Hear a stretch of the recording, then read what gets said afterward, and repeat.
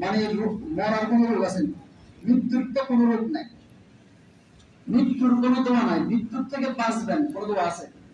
জানি দোয়া পাঠ করে সব দোয়া আছে, মসজিদ ঢুকবেন, খাইবেন, মরবেন, ঘুমাইবেন, উঠবেন, বইবেন, ব্যবসা বাণিজ্য সব জায়গার মধ্যে দোয়া আছে। আল্লাহ আমাকে যেন মৃত্যু থেকে মুক্ত করে, আমার যেন মৃত্যু না হয়, এর জন্য দোয়া কোনো ওলামা কেন থেকে শুনছেন? তার মানে বোঝা গেছে মৃত্যুর থেকে বাঁচার জন্য কোনো মন্ত্র নাই। সাপ বিচ্ছু কামড় করলে আমরা সাপুরের কাছে যাই, বিষ নামায়, কিন্তু মৃত্যুর থেকে বাঁচার জন্য কেউ বাঁচতে পারে, এর জন্য কোনো দোয়াও নাই। এবং হঠাৎ মৃত্যু করা, মৃত্যু কামনা করা রাসূল সাল্লাল্লাহু আলাইহি ওয়াসাল্লামে আল্লাহর কাছে পাওয়া আছে। অর্থাৎ আল্লাহ কোন নবী রাসূল হঠাৎ মরেনি। এটা ইতিহাস খুলে দেখেন, প্রত্যেক নবী রাসূলরাই কিন্তু কিছু না কিছু অসুস্থ তারা মৃত্যুবরণ করেছে। আপনারা দেখেন ইতিহাস করেন, যত নবী রাসূল দুনিয়াতে এসেছে, কোন নবী রাসূল অসুস্থ ছাড়া হঠাৎ মারা যায়নি। আমরা হঠাৎ করে মারা যায় না, পুষ্টা হয়ে গেছি, মরে গেছি। কারণ নবী রাসূলরা হঠাৎ মৃত্যু কামনা করা এটা ভালো জিনিস নয়। কারণ রাসূল সাল্লাল্লাহু আলাইহি ওয়াসাল্লাম বলেছেন, যদি কোন ব্যক্তি যদি হঠাৎ মৃত্যুবরণ করে, হঠাৎ যদি তার মৃত্যু হয়ে যায় কামনা করে, তাহলে দেখা গেছে সে একসময় তার পরিবার থেকে সে ক্ষমা চেয়ে নিতে পারবে না, পারবো? আত্মীয় স্বজন থেকে ক্ষমা চেয়ে নিতে পারলো না, তার লেনদেন কোথায় ছিল সেগুলো সে প্রকাশ করতে পারলো, এমনকি সে আল্লাহর কাছে তওবা করার সুযোগও পাইল না। হঠাৎ মারা গেলে আল্লাহর কাছে তওবা করার সুযোগ পাওয়া যায়? সুযোগ পাওয়া যায় না। এই জন্য রাসূল বলেছেন, হঠাৎ মৃত্যু কামনা করো না। রোগগ্রস্ত কিছুদিন বিছনায় পড়ে অসুস্থতা ভোগ করলে তখন আল্লাহর কাছে ক্ষমা চাওয়া যায়, তওবা করার আল্লাহ পাক সুযোগ দেয়। আর রাসূল সাল্লাল্লাহু আলাইহি ওয়াসাল্লাম বলেছেন, কুল্লু বনি আদম খাত্তাউ ওয়া খায়রুল খাত্তাইন আত-তাওয়াবুন। প্রত্যেক আদম সন্তানই গুনাহগার, তাদের মধ্যে সবচেয়ে শ্রেষ্ঠ ওই ব্যক্তি যেই ব্যক্তি আল্লাহর কাছে তওবা করার সুযোগ পায়। সুবহানাল্লাহ। যে ব্যক্তি আল্লাহর কাছে তওবা করার কি পায়? সুযোগ পায়। এখন কি আমরা আল্লাহর কাছে তওবা করার সুযোগ পাইছি? পাইনি? পাইছি। এখন যদি আমরা আল্লাহর কাছে তওবা করে, রাসূল স্পষ্ট ভাষায় বলেছেন, ওই মুক্তায় ওই গুনাহগার বান্দারে আল্লাহর কাছে গুনাহ মুক্ত প্রিয় বান্দা আল্লাহ কবুল করে। দেখেন, আমরা নামাজের সময় মুসল্লির চাপে গেটে জায়গা হয় না, তারা আছে। এখন অনেক মানুষ চলে গেছে না, মানে নামাজ শেষ তারা চলে গেছে। এটা আপনারা প্রমাণ একটা উদাহরণ দিলে বুঝতে পারবেন। নামাজ মানুষকে খারাপ কাজ থেকে বিরত রাখে। আবার বলছি, নামাজ মানুষকে খারাপ কাজ থেকে বিরত রাখে। বলছে কি, ইন্নাস সালাতা তানহা আনিল ফাহশাই ওয়াল মুনকার। কথাটা কার? আল্লাহ।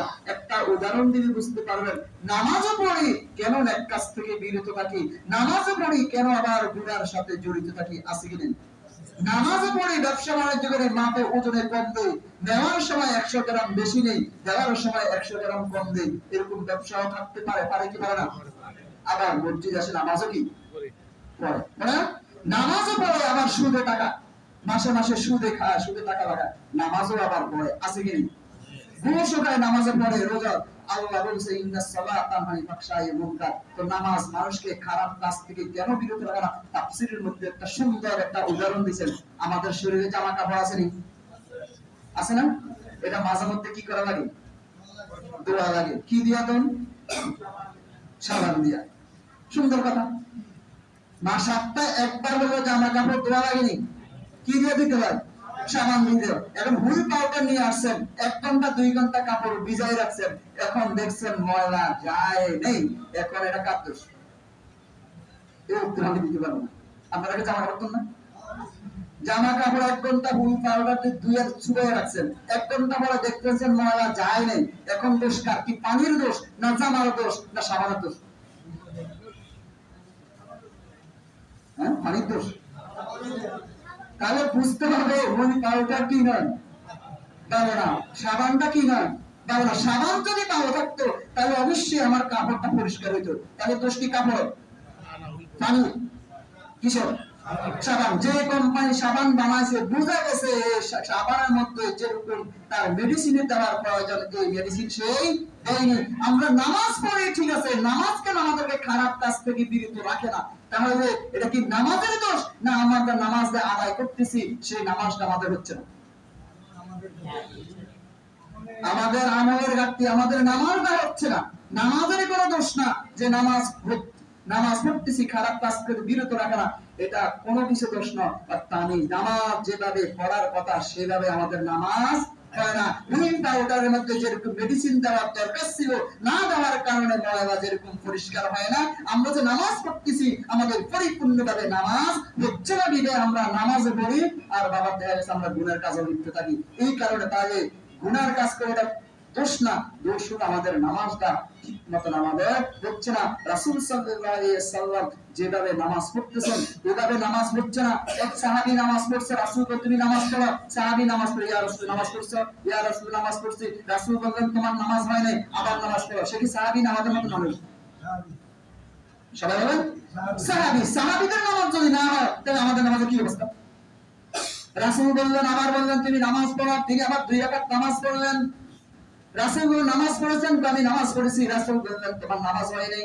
3বারের পরে বলতেছে, ইয়া রাসূলুল্লাহ এর থেকে আমি আর বেশি ভালো নামাজ পড়তে পারি না, আপনি আমাকে নামাজ শিখাইয়া দেন।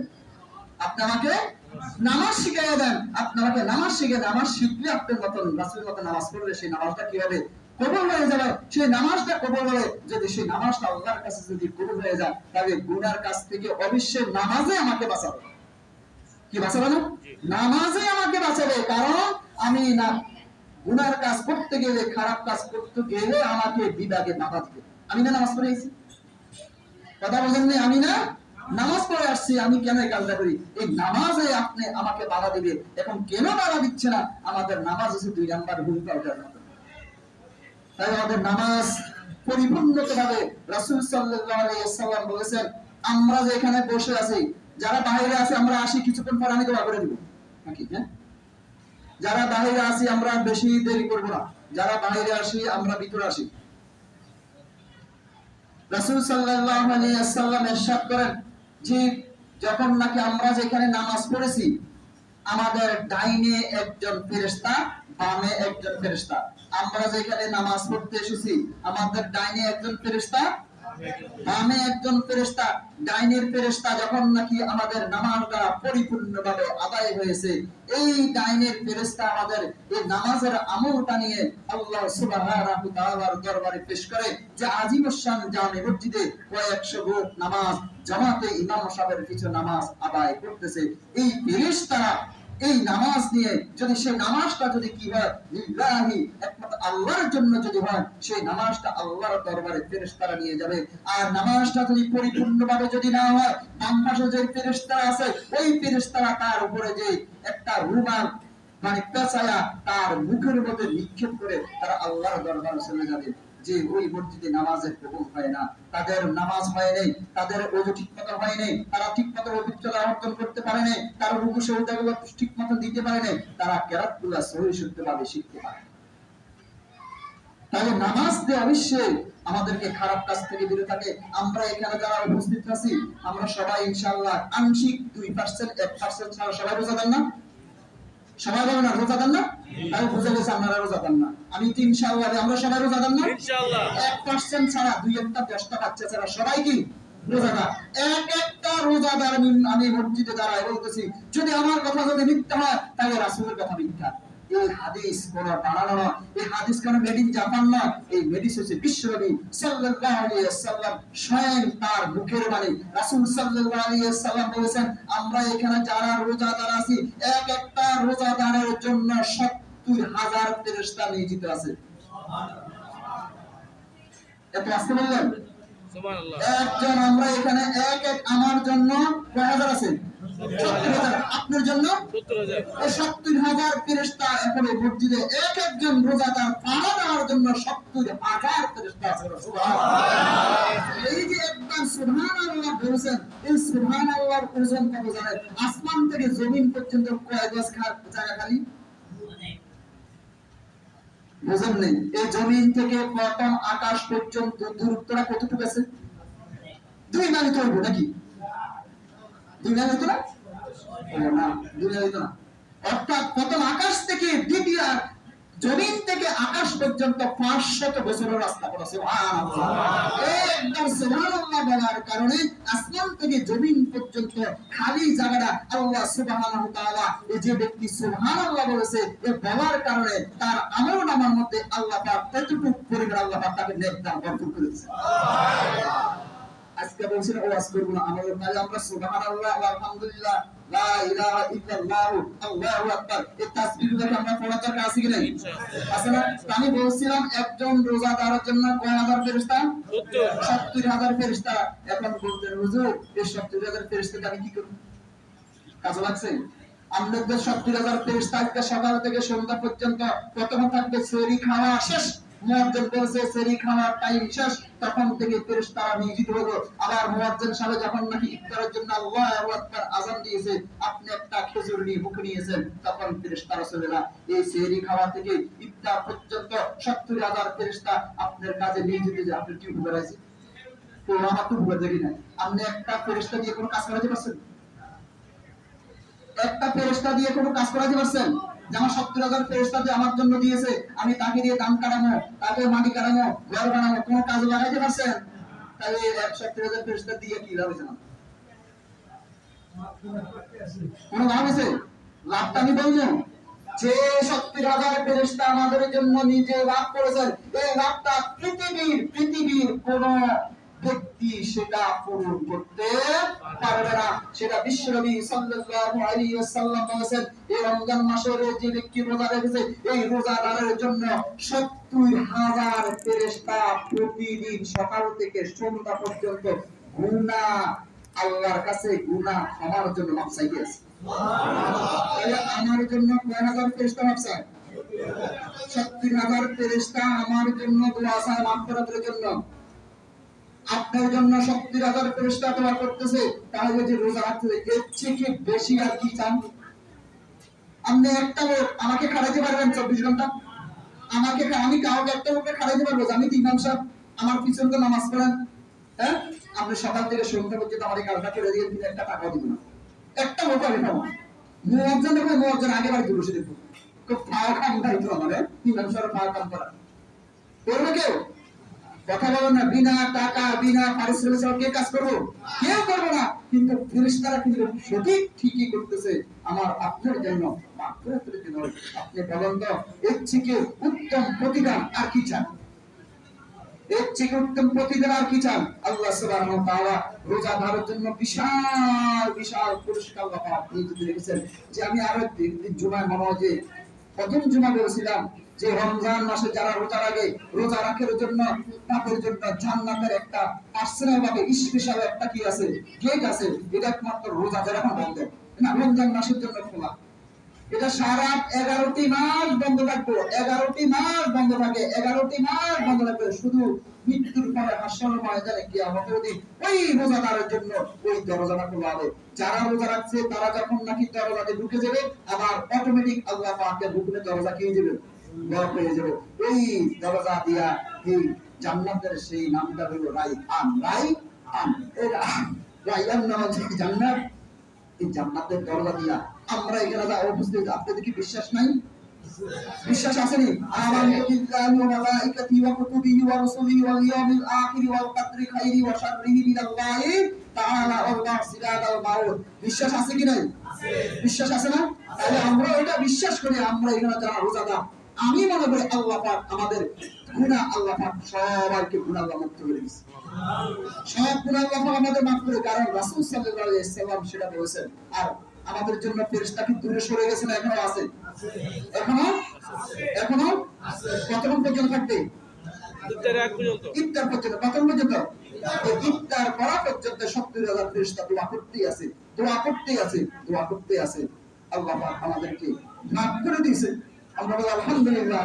আমরা সাক্ষী, আল্লাহকে সাক্ষী রেখে আল্লাহ পাক আমাদের সকলকে মাফ করে দিয়েছে। আশা করি না আল্লাহ চাইতে কি সমস্যা আছে? আল্লাহ রাসূল সাল্লাল্লাহু আলাইহি ওয়াসাল্লাম বলেছেন, মাল্লাম ইয়াসআলিল্লাহ ইয়াগদাব আলাইহি। আল্লাহর কাছে যে ব্যক্তি আল্লাহর কাছে চায় না, আল্লাহ তার উপর রাগান্বিত হয়। মানুষের কাছে বারবার চাইলে মানুষের রাগ হয়ে যায়। আপনি এমপি সাহেবের বাড়ির কাছে আজকে যান, আগামীকাল যান, পরশু যান, এমপি সাহেব আপনাকে ধমক দিবে না? যেমন না আমাদের বর্তমানে আমাদের কি জানি দেশের যে প্রধান তারেক রহমানের কাছে যান, ওনার বাসভবনে যান, বাসস্থানে যান, একদিন যান, দুই দিন, তিন দিন, যার অন্তর্গত তার জন্য তাওয়ায় বন্ধ করে দেওয়া, যার কারণে তারা ডাবল লাগা, তারপরে বিদ্যুৎ দিবে। এইগুলো একটা পয়েন্ট। দ্বিতীয় নাম্বার হলো রাত্রে 3টা বাজে যদি কারো বাড়িতে যদি আমরা তালাক করে যে ভাই আমি একটু পান খাবো, বুঝেন না আমার কথা, আমার পানের নেশা হচ্ছে, আমাকে পান খাওয়ার দরকার, রাত্রে 3টা বাজে দরজা লক করে যদি বলে আমাকে এক গ্লাস পানি দেন, ওই ব্যক্তি কি রাগ করবো না? কারণ রাত্রে 3টা বাজে ঘুমে ডিস্টার্ব করছো। আমার আল্লাহ পাক বলে কি রাত্রে 3টা বাজে যদি আমাকে যদি লক করা, আমি আল্লাহ রাব্বুল ওই বান্দার প্রতি রাজি খুশি হয়ে যাই। তাহলে বোঝা গেছে আল্লাহর কাছে চাইলে আল্লাহ খুশি, বান্দার কাছে যত চাইবেন বান্দা তত রাগ করবে, বান্দার কাছে যত চাইবেন বান্দা তত রাগ করবে, আল্লাহর কাছে যত চাইবেন আল্লাহ তত কি হবে? খুশি হবে। আল্লাহ রাসূল বলেছেন ফাসআলিল্লাহ ফাসআলু আহলাল যিকরি ইন কুনতুম লা তা'লামুন, যে জিনিস তোমরা জানো না তোমরা উলামায়ে কেরাম থেকে তোমরা কি করবে সেটা জেনে নাও। আর আল্লাহ রাসূল আমরা যে নামাজ পড়েছি ইমাম সাহেব ইয়্যাকা না'বুদু ওয়া ইয়্যাকা নাস্তাঈন পড়ছি কি পড়েনি? সবাই পড়েন। নাফিলের নামাজ সুন্নাত নামাজ যখন একা একা পড়বেন আলহামদুলিল্লাহি রাব্বিল আলামিন আর রহমানির রহিম মালিকি ইয়াউমিদ্দিন ইয়্যাকা না'বুদু ওয়া ইয়্যাকা নাস্তাঈন, মালিকি ইয়াউমিদ্দিন, কিয়ামতের দিনের মালিক কে? কে? ইয়্যাকা না'বুদু, আল্লাহ বলতেছেন ইয়্যাকা না'বুদু ওয়া ইয়্যাকা নাস্তাঈন, আমরা তোমার ইবাদত করি, তোমার নিকটে সাহায্য চাই। সুবহানাল্লাহ। আমরা নামাজের মধ্যে আল্লাহর কাছে দরখাস্ত, আল্লাহর কাছে চাইলে আল্লাহ কি হয়? খুশি হয়। খুশি হয়। আল্লাহর কাছে না চাইলে আল্লাহ কি হয়? লাগান্বিত হয়। আমরা যেখানে সবাই উপস্থিত হয়েছি আমরা এখন কি একটা এখন ইনশাআল্লাহ আমরা দোয়া শুরু করব। আমরা লাইনে লাইনে দাঁড়িয়ে আমরা কাতার মধ্যে বসি।